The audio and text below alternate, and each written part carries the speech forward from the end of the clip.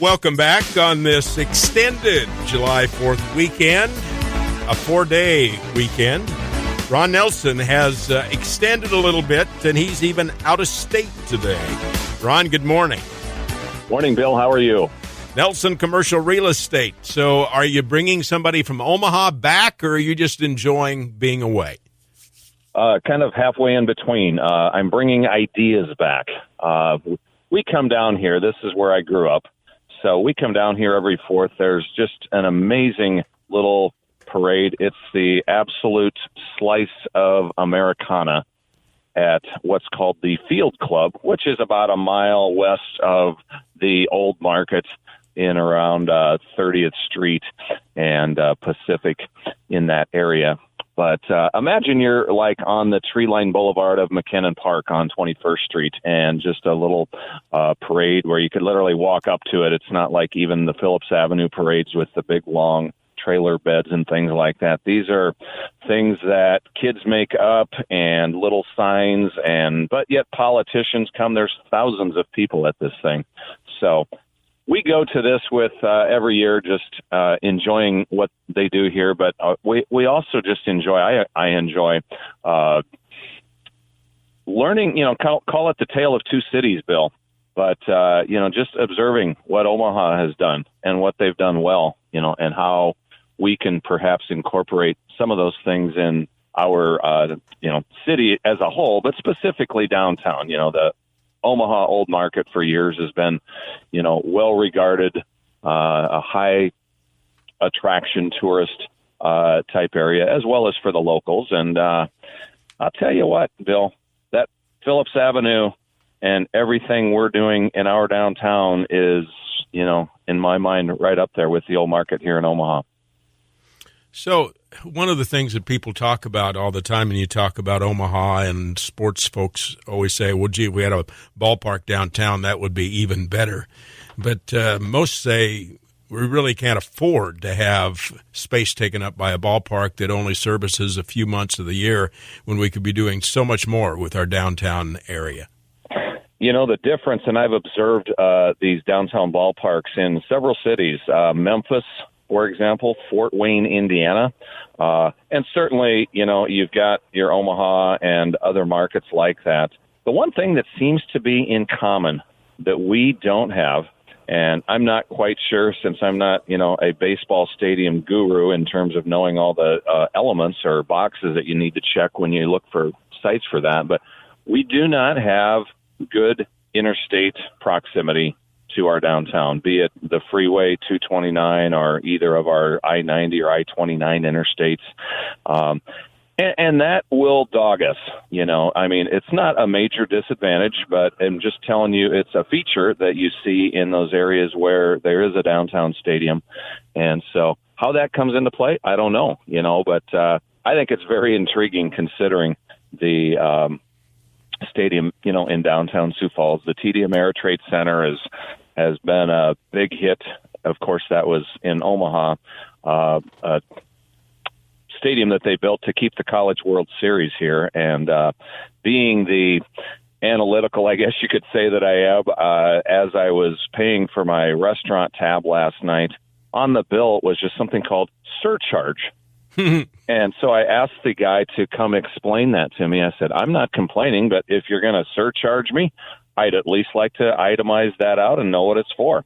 And he basically said it's the tax, although they don't call it a tax because evidently some language things in Nebraska, so they call it a surcharge, but it's essentially the TD Ameritrade tax to keep that stadium downtown, keep College World Series in Omaha, I don't know what ours is officially called. We've heard bed and booze tax, things like that, over the years. But it was interesting to kind of compare, literally from this restaurant general manager who is explaining the taxation structure of Omaha or Nebraska as a whole, and again, how theirs is different than ours, but yet, we all kind of pool from the same opportunities in terms of, where to generate revenue and all that. So again, just observing what they do right, what we do right, what we can learn from them, what we can incorporate to our city from, the bigger city. And perhaps I'm just a little I don't know if jaded is the right word, Bill, but just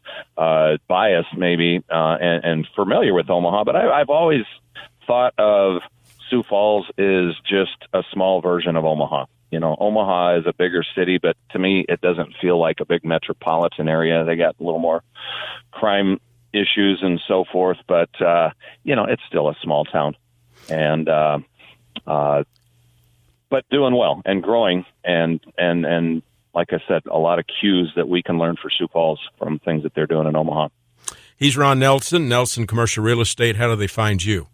We're just on the web at ncommercial.com for short of Nelson Commercial Real Estate, an easy way to remember it, and has all our ways to reach us and properties and these shows. A blog or replays of these shows every week are on the website, so you can re-listen if you didn't catch last week's show or wanted to rehear some of our pearls of wisdom that we drop every week on this program, Bill. Let me drop one out that was kind of interesting to me this week. I had a cousin of mine who heads up Cornell University's rock geology department and actually retired on Monday. So we took her out to eat. We went to a steakhouse. We made her get on the saddle, being she was retiring, and they sang to her. Basically, you're back in the saddle again. But she was saying, I can't believe Sioux Falls. I said, what do you mean? She said, it's such a big city. How big is it? And I was telling her. She said, we just got to the falls. We took a look at that. We couldn't believe the Arc of Dreams. We couldn't believe the Stockyard experience.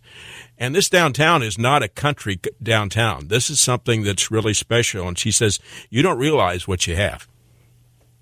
And Bill, I do realize what we have because of my years of working with out-of-town businesses that we in our real estate company, bring to town. And it's those out-of-towners that, over the years have said that very thing to me. You don't know what you have here. And, I'm sure we're all guilty of, standing in the middle of the forest and, don't necessarily recognize the beautiful trees that are all around us. But one of the things, Bill, and I've had a lot of observation over the years, with bringing people to town. But you hear that a lot. This town feels, you ask what the population is. What are we today? 182, 187, something like that. But people say, it just feels a lot bigger than that. And part of that is, you get out to the mall, to 41st Street, kind of our retail scene, and you just see a lot more stores and businesses in our city than you would expect to see of a town of 185,000 people or whatever. So, how I explain that to people is we're not really a town of 185. We are a trade area, believe it or not, of over 600,000 people.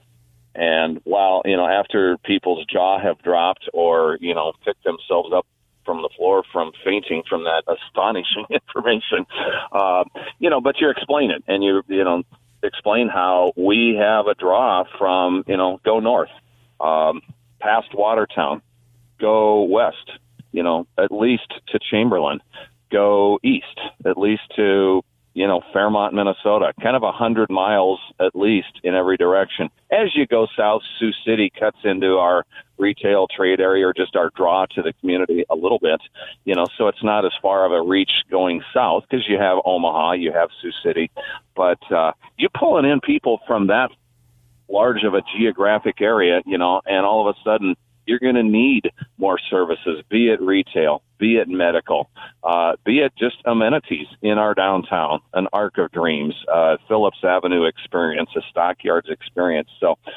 we're doing a lot of things that you just don't see in cities of our size, Bill. And so it does tend to confuse people and kind of give the illusion that, we are bigger than we are. But actually, it's not a quantity thing. It's a quality thing. And I'm not going to say we're doing everything right because we got a lot of areas that, we could improve. But the good news is we're trying. We're trying every day, as a city, as leaders, and as business people. We are not just me, but lots of us, going to Omaha, going to these other cities that we visit and saying, wow, I saw something cool in New Orleans, in Memphis, wherever.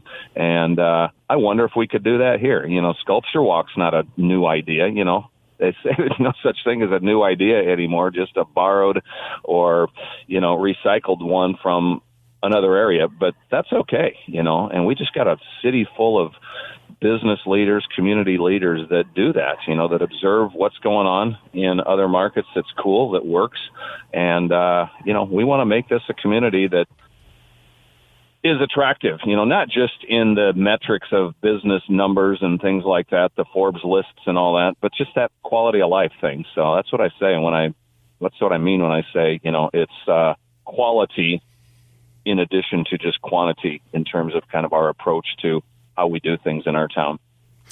Ron Nelson and you and Steve Van Buskirk, Terry Schmidt this week on the show, and we were talking tourism with the 4th of July. And one of the things she mentioned was we need to keep in mind our ag folks that are going through tough times, because we are an area chamber. We are an area convention and visitors bureau. And the fact that we don't forget that. It's not all about coming to Sioux Falls. It's caring about those that come and make them feel welcome. Absolutely. And it's those folks that I was talking about from those far-reaching areas that come to our town that are hit hard by that. And you're right. We do need to be sensitive to that. And we just enjoy and hopefully are very accommodating to those folks, when they are in town visiting. He's Ron Nelson. Enjoy your time. Come back with some ideas. Share them next week. All right. Sounds good, Bill. Have a great extended 4th weekend. We will do that. When we get back, we're going to talk about thank you, 3M, for letting Sioux Falls now have our own senior golf event. We'll talk year 2 with Greg Conrad next.